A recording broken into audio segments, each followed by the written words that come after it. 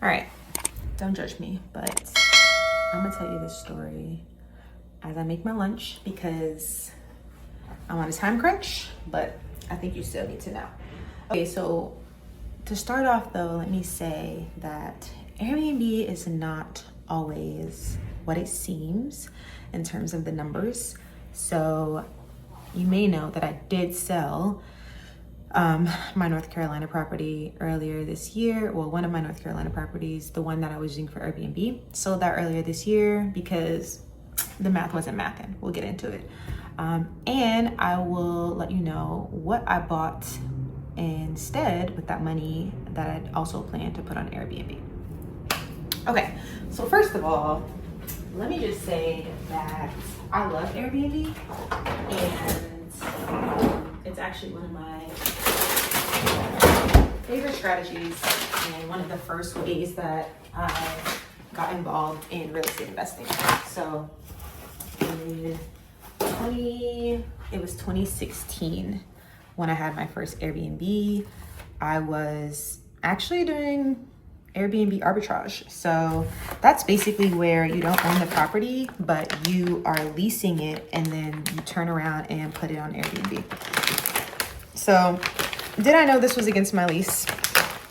Yes, I did. Because I actually looked up the lease because I think I had heard something or someone had told me like, oh, if you are leasing, you can't technically put it on Airbnb or something like that. And I was like, eh. And I think I was in law school at the time. So I was hyper aware of, laws and stuff like that and super excited to look at the lease. But anyway, I believe the lease was like, no, you can't sublease. And I was like doing all this research and this deep dive trying to figure out like, is it technically subleasing if I'm only having them here for 4 or 5 days? Like, anyway. Yes, it was technically subleasing. So it was also against the lease because I was using it for commercial purposes and that was prohibited in the lease. And yeah, so anyway, I did it anyway. That was 2016. I was living in a 2-bedroom and I put one of the bedrooms on Airbnb, 1 bed and 1 bath. So it was a great experience and that was my introduction to Airbnb. I made so many great connections. And I know some people are always like, oh my gosh, I can't believe that you rented out a room in your house and you was living with strangers. Like, it's not that big of a deal. And to be honest, like, yes, there are terrible things that could happen, but also a lot of times I imagine that the guest is just as terrified as you are. Cause I mean, they're coming into your space. They don't know what kind of booby traps you got planted in there. And they don't know if you're a crazy person. Like, it goes both ways. But anyway, I had a great experience. It worked out well. And it was my introduction, not only to house hacking, but also short-term rental house hacking. So super Airbnb fan, right? And the numbers numbered for me at that time because I was a tenant paying rent and trying to supplement my income, right? So I had this extra room and I was like, we can make money off of this. And it was already furnished. So I was like, I don't know, it was a no-brainer for me. So that was my first Airbnb. And one day it occurred to me, later on in life, why not buy a house and put the whole thing on Airbnb? Like, why not just, run up the numbers for real? And so that's what I did. I ended up buying a house, putting on Airbnb. And when I calculated the initial numbers, I used AirDNA. And actually it was fine, right? Like according to my calculations, I think I was looking at like 59% occupancy on the low end. Like that was the base. And then I don't remember what the nightly was that I had calculated, but the numbers made sense. And I was expecting to net, I think it was $400 a month if I was meeting like the lowest occupancy rate at my lowest nightly rate, because they also have this feature where you can do adjustable rates, but you can set a minimum, right? You can say, adjust my rate according to the market and demand, however, never go below this rate, right? And so my cleaning fees were set and everything. So I had my projections. And at first everything was going well, right? So the numbers were numbering and things were going good. I had excellent cleaner, who also happened to be my real estate agent. And she was very thorough. People always complimented me on how clean the home was. It was also very pretty and very well designed. So I had hired an interior decorator, and she did a phenomenal job. Like, it was beautiful. And so everything was in place. The pictures were beautiful. I got professional pictures taken. It actually came with my design package from this designer, and she had her photographer take the pictures, and it was stunning. It was beautiful. So anyway, everything was going great. And I just started having a lot of issues with the house. Like, and not even things that were caused by the guests necessarily, but it would be like, you know, it was super windy and there was like a rainstorm and now the gutter has fallen, you know, or, you know, there was a tree in the front yard that was fine at first, but I don't know if it was because of heavy rainfall or what, but like the tree started to like kind of come up and lean towards the house. And so I had to pay thousands of dollars to get that tree taken down, right? And so it was just, things were happening and I was like, this is really interfering with my profit, right? Because I mean, these are things that I didn't plan for. And even though I did have contingency budget and all that stuff, like, how am I supposed to know the trees is about to be treeing? You know what I'm saying? Like, I can't predict that. And I can't predict the weather either. Like, there were times where there was like a hailstorm or crazy winds or rains. And my realtor was just like, this has never happened. Like, at least not since she's lived there, and she's been living there for decades. And she's just like, that's crazy. So yeah, lots of different things started happening. And then like really weird things started happening. Like one day my water heater just exploded. What? Like a new water heater just exploded. It's like, bruh, like, and I started to think like, is it just meant for me to not have this house? Like, cause I will gladly get rid of it. Like, I don't understand it. And it was just one thing after another, right? And so the profit margins are just dwindling and dwindling and dwindling. And I was just like, it's not hitting.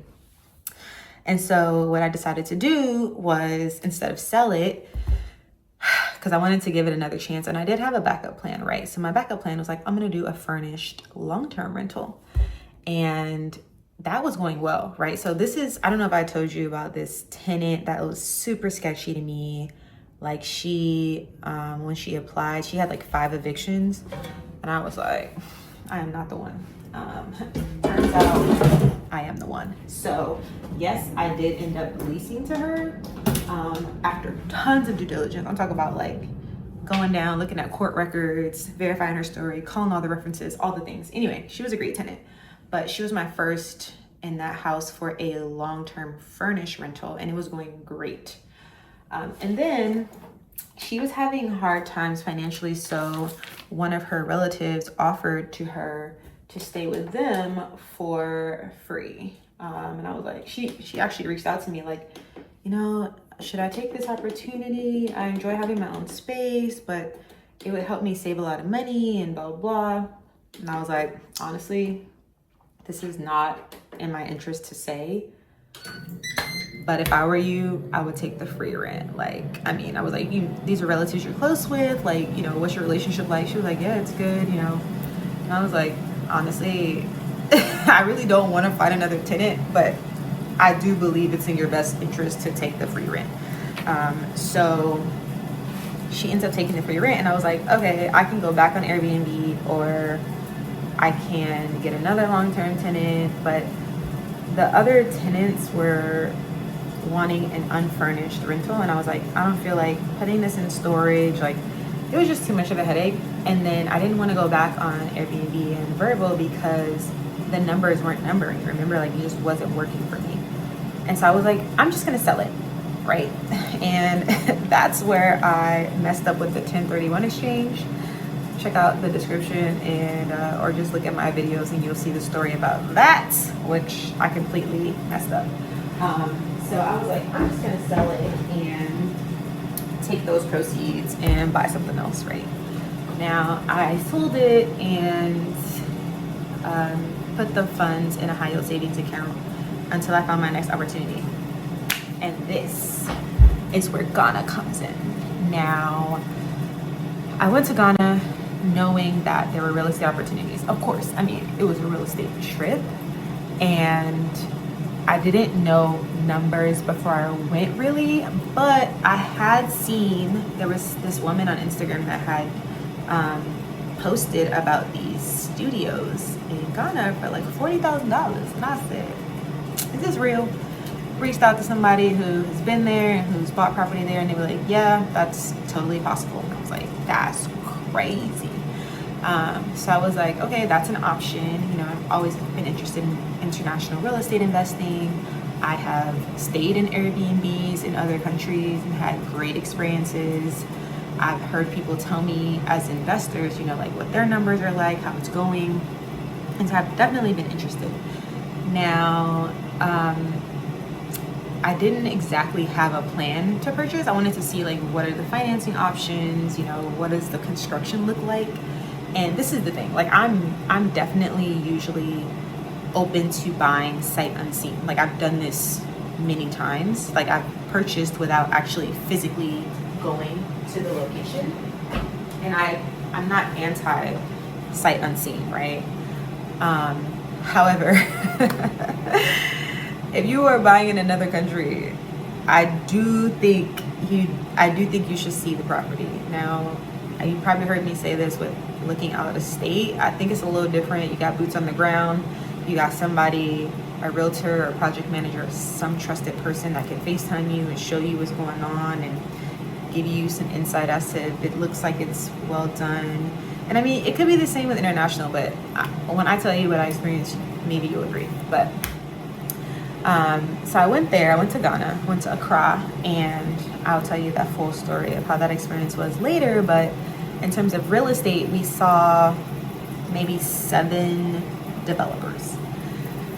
Now, on the first day, the first 2 developers were really good. Like the first one, I was so impressed. I was like, wow, like just their construction practices are beautiful, their finishes are beautiful. I was like, this is amazing. I love this.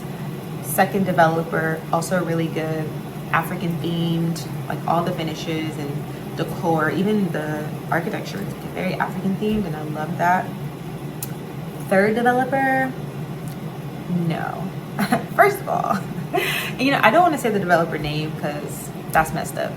But if you want to know, book a call with me and I'm gonna tell you who to avoid. But the crazy thing about this developer is the name, right? The name of the developer was very misleading, okay? And I'll tell you, when you reach out to me, why it was so misleading.